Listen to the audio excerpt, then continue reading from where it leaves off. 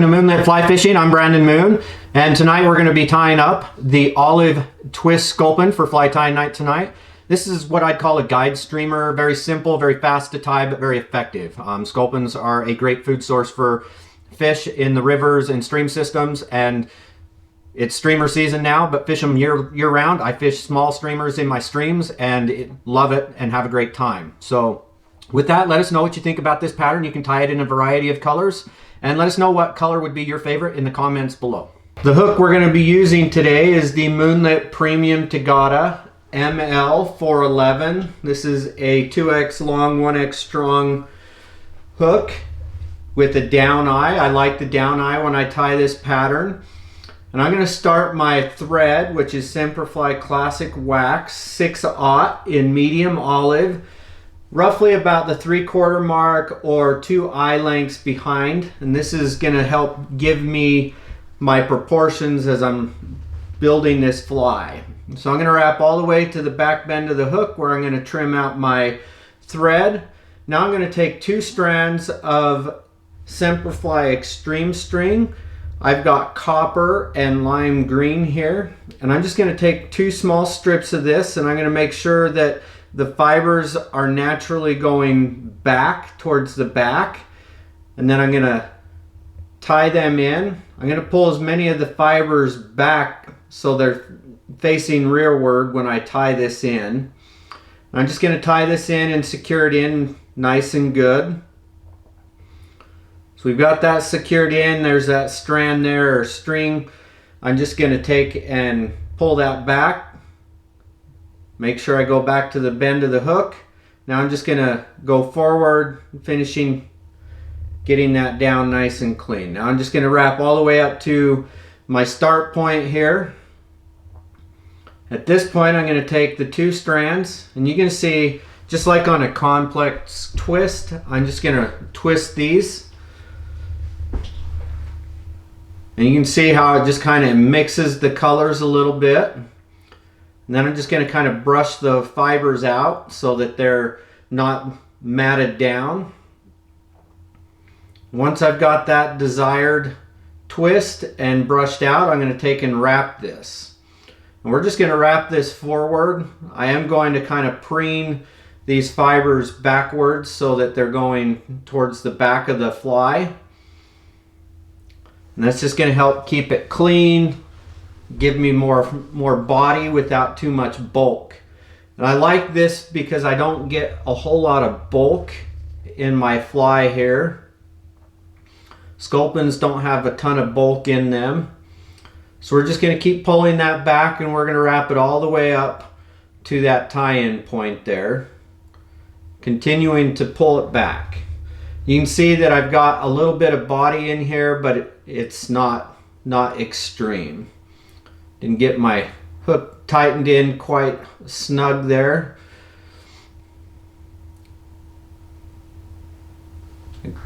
Once we've got that wrapped up to that point, I'm just going to take my thread, lock it down. I'll go over the top twice, and then I'll pull it back. And that's just going to lock it in, help me keep that clean. Now I'm going to take my scissors and trim that out. Again, pulling back so that I can help clean that up as much as I can. And that's going to create a nice thread base here.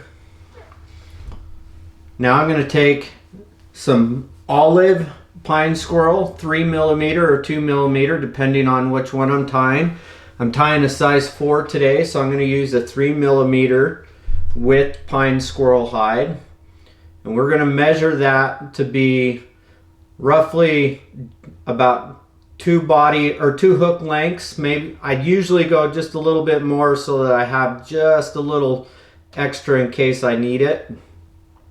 I'll measure that back out to where that body is and starts on that hook. Flip that hook upside down. Now I'm going to take that hide and we're going to poke that in on that hook point there. And once we've got that in, I'm going to take my hook out of the vise And I'm just going to pull that down to the body point there. Secure my hook back in. Now I'm just going to pull that hide over the top, nice and snug. And then we'll secure that down. I'm going to pull all the fibers back to try and keep this as clean as possible. And this is where the sculpin head's going to pull over the top, so I need to make sure that I get it back far enough for that. Clean up as much of this, fibers and hairs as possible, as it, want to keep this as clean as I can. I don't want to spend too much time on it though, because I can keep pulling some of the fibers back as I wrap over the top. And wrapping over the top of that's going to naturally clean up some of that. Now I'm going to take my sculpin head and just make sure and measure that I've got that distance that I need. If I need to go back further, I can go back just a little bit further. I'm just going to build up a nice good thick head here so that I can slide that sculpin helmet on with some glue and secure that on there nice and good. Once I've got that built up, I'm going to take my whip finish and give it a good couple turn whip finish.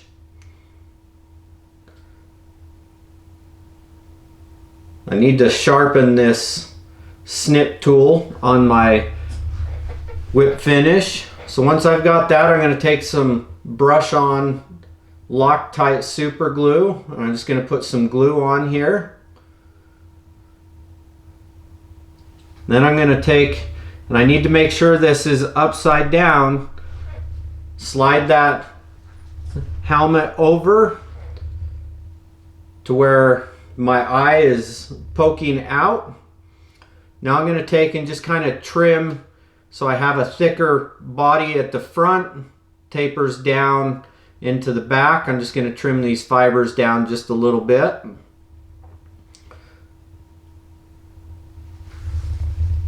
Now these helmets are going to enforce this because of all the weight on the bottom side of that are going to make this fly ride with the hook point up. And so that's why you want to put it in upside down so the hook point's riding up. And that's why I put my overbody, my pine squirrel strip on the top.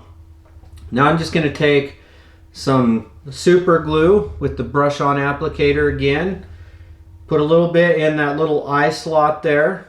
Now I'm going to take my bodkin and the eyes that come with the sculpin helmets, and I'm just going to put that on that super glue there. Make sure it sits in nice and good. Once I've got that side, I'll take and put some glue in on the other side. Once the glue's in there, we'll take another eye, put it on our bodkin again, and we'll slide that on top. And we're going to slide that in. And then we'll just kind of make sure that it's secured in there. We don't want to touch it too much because we don't want to move the eyes as they're drying there.